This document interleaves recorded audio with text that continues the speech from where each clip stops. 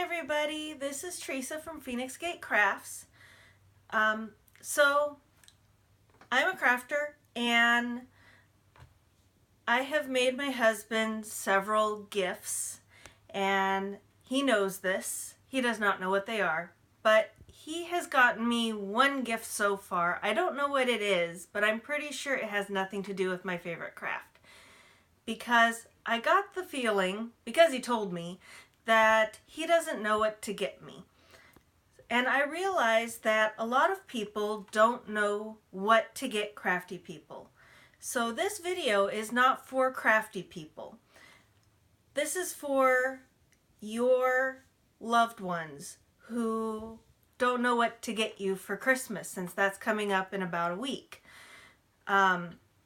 So what I'd like you to do, two things. First, here in the YouTube feed, I want you to actually post a comment of what you'd like for Christmas. And if you're watching this after Christmas, what you'd like to receive for your birthday, because I would like to give these non-crafty people as much help and guidance as possible in choosing gifts for their loved ones. Then I'd like you to pause this video and either share it or get your loved one in the room to finish watching this video with you. So that way they can have a guide in order to choose a gift for you. Now, I should let you know in advance that this is not a guide on specific items to buy. That changes from year to year, and this video would be outdated within a few years. Excuse me. So instead, what I'm doing is I'm giving guidance on how they can figure out something that you would want. So, all right, take this opportunity to go get them. I'll give you a minute. Okay, minute's up. So, hello. Welcome, non-crafty person, to a crafty person's world. Thank you so much for joining us and being a wonderful recipient for our art. And we greatly appreciate it. Now it's time for you to return the favor and get us something that we actually want. Don't worry, this isn't as daunting of a task as it seems, and I have some step-by-step advice that you can take depending upon your own budget and time allotment to be able to get them a gift. So, first things first, here's what you do. Go up to your crafty person and ask them what they want. We usually know exactly what we want, the thing we're saving up for or planning to buy next.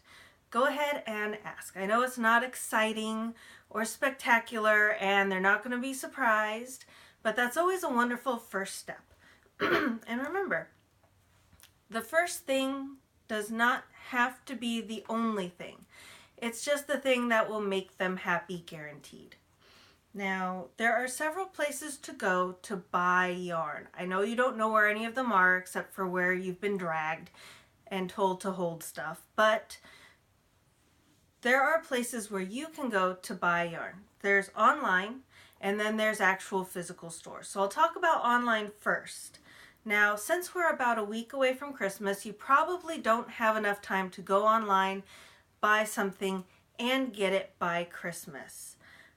Most online retailers for yarn are very slow, and it usually takes about 2 weeks when they say 5 days.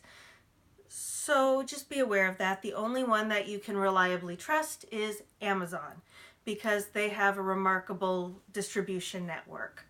But the problem is they have a limited supply of yarns. So here's what you do when you're going to go buy yarn for your loved one. You go to their stash, so it looks something like this, and you start poking around. Just, pull something out, look at it, and put it back exactly where you found it. So that way your secret will be safe that you're actually poking around somewhere you probably don't belong. And have a look at what they have. Chances are, if they've bought it, they like it enough to have bought it, and if they get more of it, they won't be upset. So here's the cool thing. All the yarn has a thing on it that tells you the name of the brand, the type of yarn it is, and somewhere on it it'll tell you the color. Like this one is cherry red. So you can figure out exactly what they have and perhaps something that they need by looking at what they've already got. Then you can actually look that up online.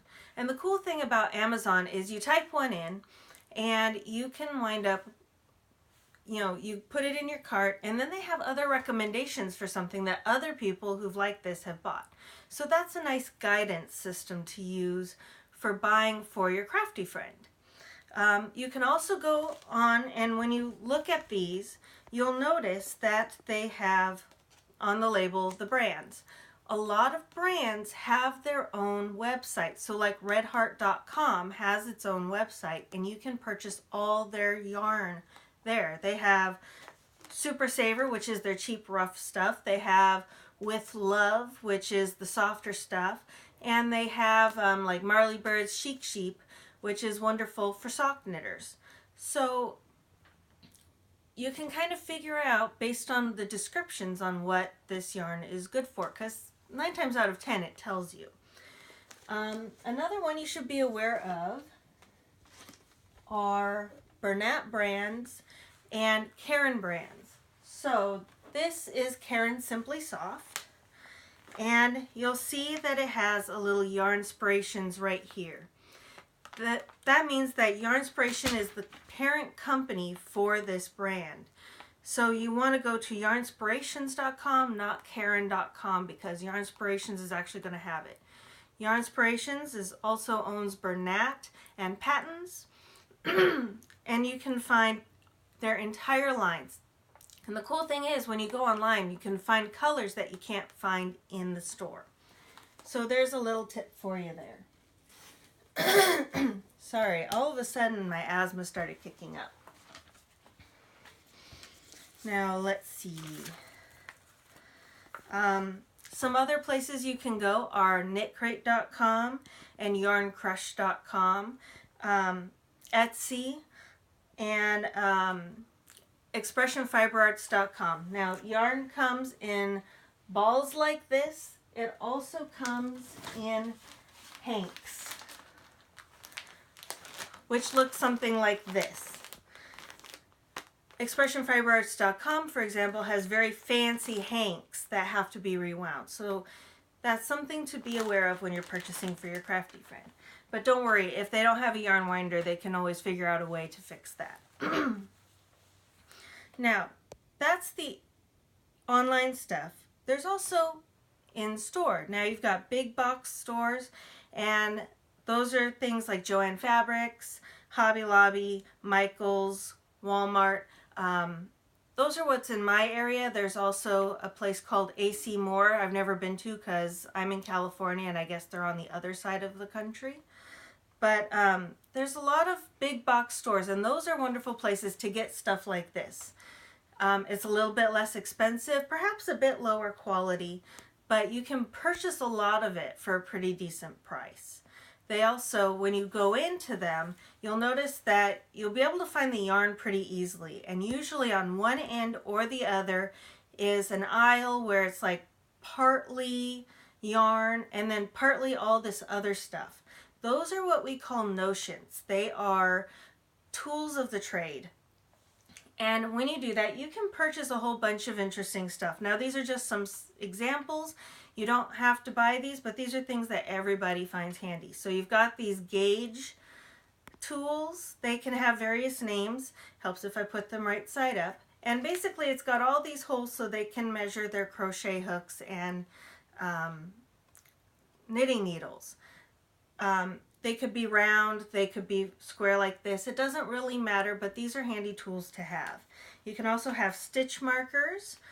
These are good ones. They open. You want them to open because if you're not sure if your friend knits or crochets, it's better to err on the safe side. And you want a wonderful, a handy dandy little measuring tape that sticks and then can come up. And all of this I have put in a yarn bowl, which is another idea. Now these are just a few things that are in that aisle. Now I would stay away from giving them knitting needles or crochet hooks because I've noticed a couple things. One, a lot of people don't know the difference between knitting and crochet, so there's a good chance you'll get them the wrong tools. And the other thing is, if they're anything like me, they have the tools they like. And if you get them anything else, it won't be the most appreciated. So unless you've heard them complain or if they ask for something specific, I would stay away from the actual hooks or needles. But that brings us to the best place to purchase stuff for your crafty friend, and that is an LYS. LYS stands for local yarn shop, because the one thing that every fiber artist absolutely loves, who knits and crochets I should say, is we love the yarn. Yarn is the best thing to buy us. Even if you're not sure about notions, you're not sure about tools, you can always get us yarn and we will always love it. Even if it's not our favorite color, even if it's not the softest, yarn is our consumable good. It is the thing that we use in the making of our craft. And so we're always running out of it, which is why we tend to stock up so that we always have what we want on hand. So a LYS, or local yarn shop, is a wonderful place to shop because they are these small yarn shops.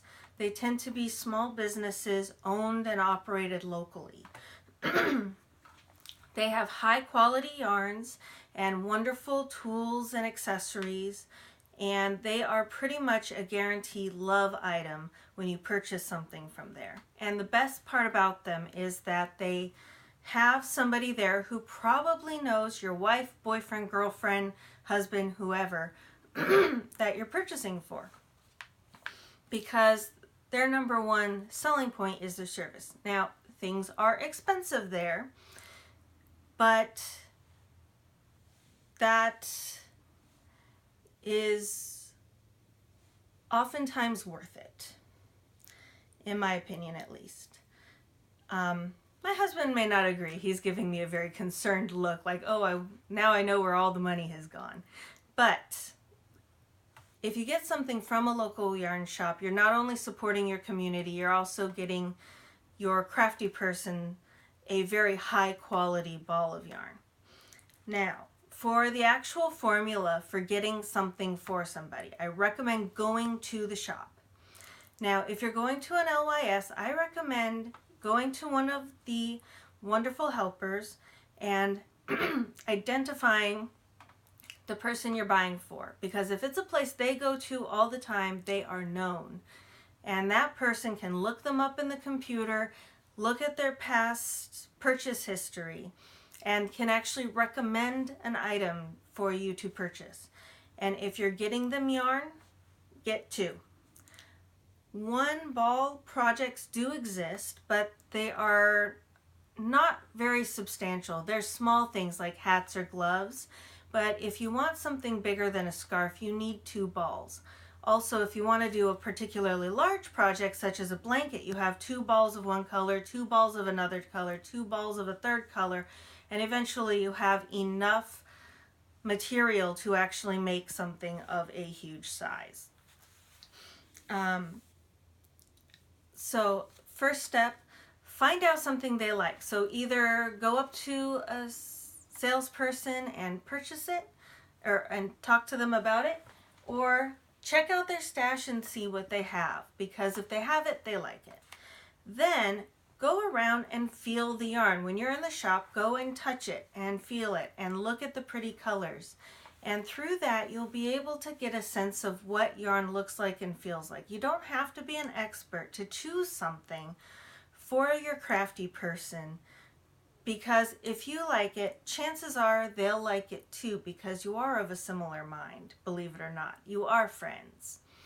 And that is a great way to choose something that just makes you think of them.